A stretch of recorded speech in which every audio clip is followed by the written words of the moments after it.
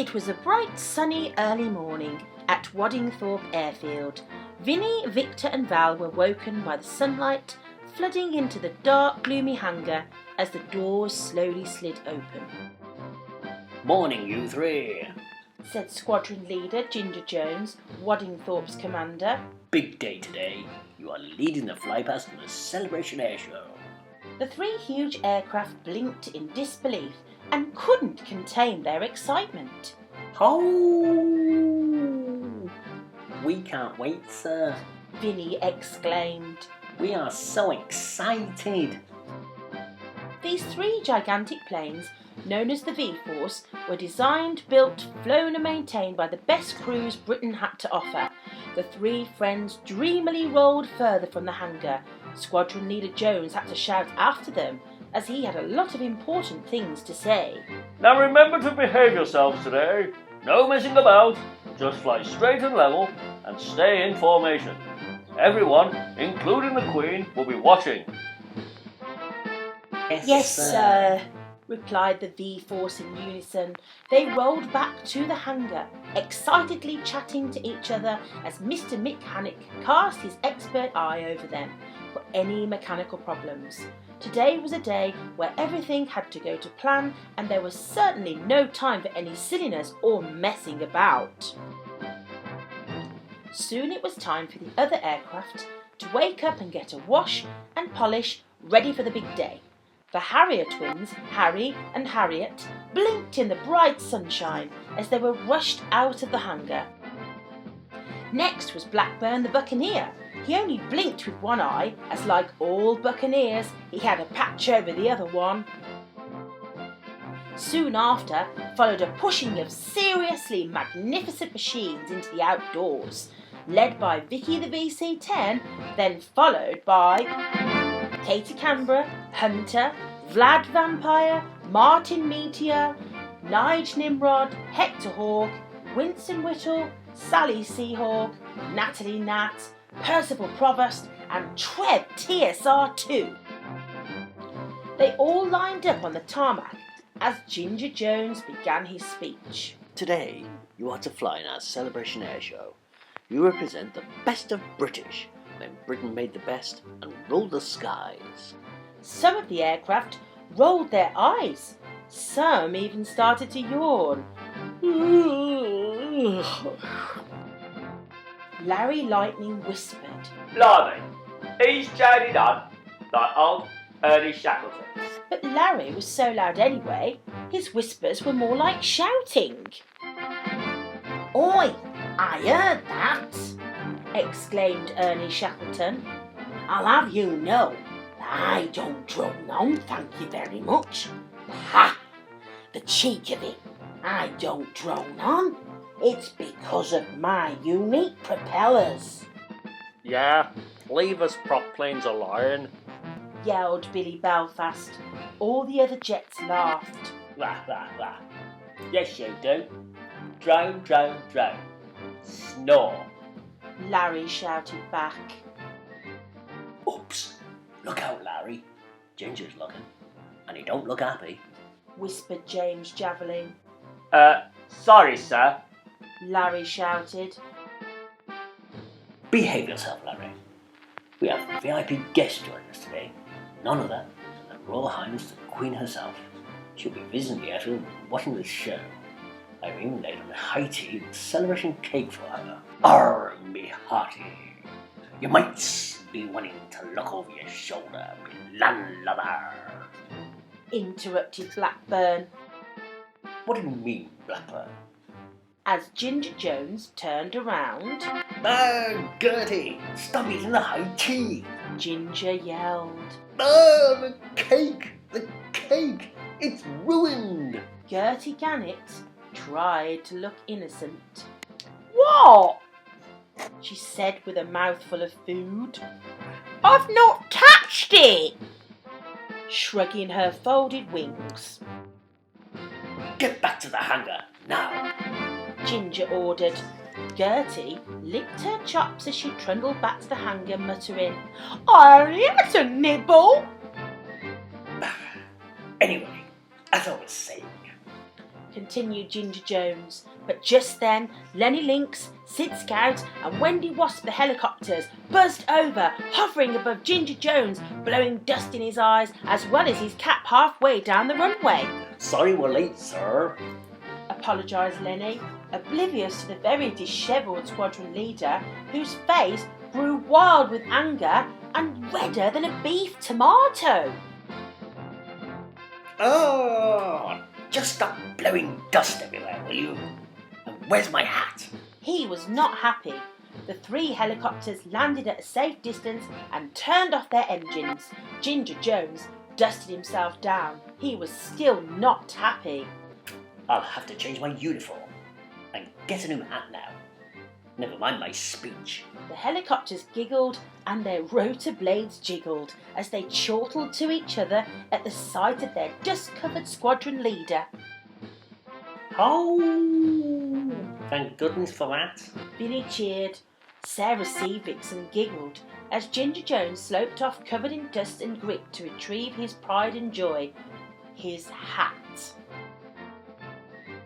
As time passed that day, things started to get into order, and Squadron Leader Jones was soon puffing his chest out and whistling a happy tune as he strode around Waddingthorpe until Mick Hannick stopped Ginger Jones in a panic. Squadron leader, Butler has only gone and guzzled his fuel too quickly, and now he has hiccups. Ginger Jones sighed and scratched his head in disbelief. Oh, well, that's just fantastic, isn't it? He won't be able to fly Her Majesty now, will he? Hiccup! Oh no, the embarrassment of it all. Hiccup! How will one show one's face ever again? Poor Butler, he really was feeling sorry for himself. Mr. Hannick, is there any way we can get rid of Butler's hiccups? I really can't have the Queen's flight like a roller coaster ride. It has to be smooth and seamless. Poor Butler has hiccups. He usually flies all the VIPs. But I cannot have the Queen bumped about in the air, so we can't go and fetch her. I need you, Dum Dum and I, to fetch Her Majesty, and you, Billy, to fetch another Haiti from Brunton Airfield, as soon as possible. Ginger ordered. Yes, sir. Both planes replied in unison. The day yawned on in the summer heat, and suddenly the skies became busier above Waddingthorpe. The aircraft were swooping and looping around the sky and were becoming very thirsty. Luckily for them, Ginger Jones had sent up Vicky the VC-10 to give them a good drink and refresh them for a bit more practice in the air. Soon the crowds started to arrive. Thousands of people filed orderly into Waddingthorpe Airfield. An excited buzz of cheering was heard all over Waddingthorpe and the fields beyond it. Her Majesty, the Queen, arrived. She stood on the podium, cut the official ribbon, and declared the airshow officially open. Her Majesty's announcement gave Vinnie, Val and Victor the order to scramble and roar off down the runway. With a tremendous howl from his 4 powerful engines, Vinnie throttled up and roared down the runway, closely followed by his 2 V-Force friends Vic and Val. They were determined that this was one flypast no one was going to forget. Vinnie pulled up steeply, creating ribbons of cloud across his wings. Vic and Val joined him with perfect formation flying over Waddingthorpe. The crowd were astounded to see such precision flying from the 3 huge aircraft. The astonished crowd thought they'd seen it all until Vinnie barrel rolled himself not once but twice.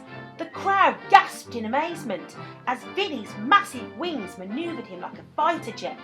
This was no dad dancing at the disco. Vinnie had the moves and was showing every generation how it was done.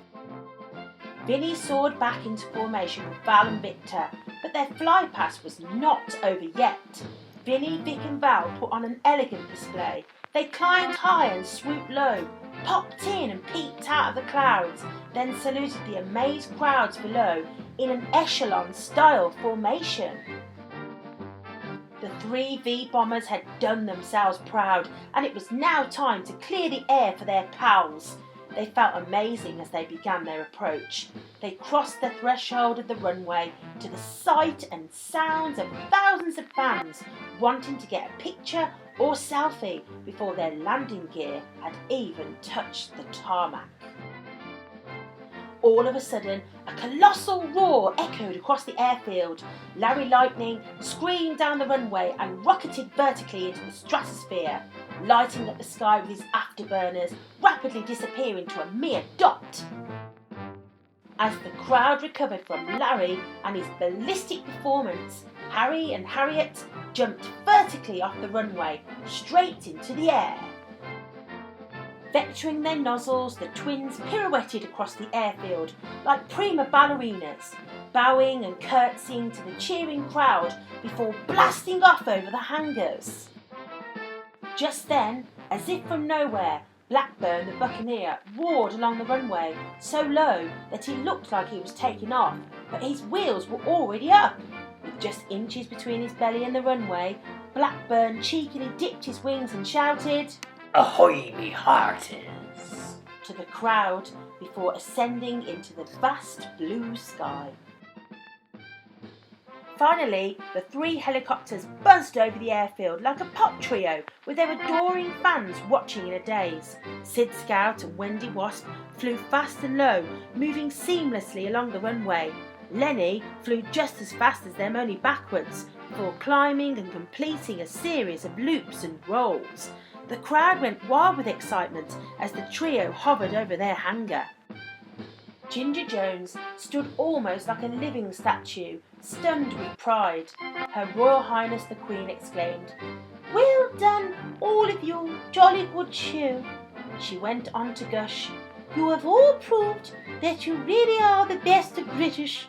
You have performed illustriously, thanks to Mr. Mick Hennick's expertise for keeping you all airworthy and the wonderful organisational skills of Squadron Leader Jones.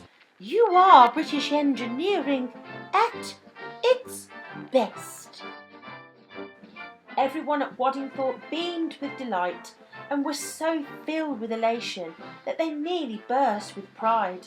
As Her Majesty boarded Dom and I to fly home, she waved to all with a very royal smile.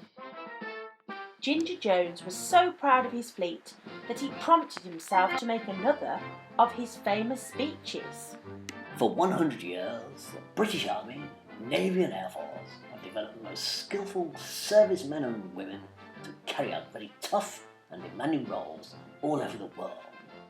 For many years to come, British ingenuity and skill will provide our services with only the best personnel. I have no fear of this at all. Winston Whittle stood to attention on his wheels while the other aircraft giggled or started to nod off. As Ginger Jones continued to get carried away with delight, the aircraft had had enough and slowly sneaked back to the hangar for a well-earned rest.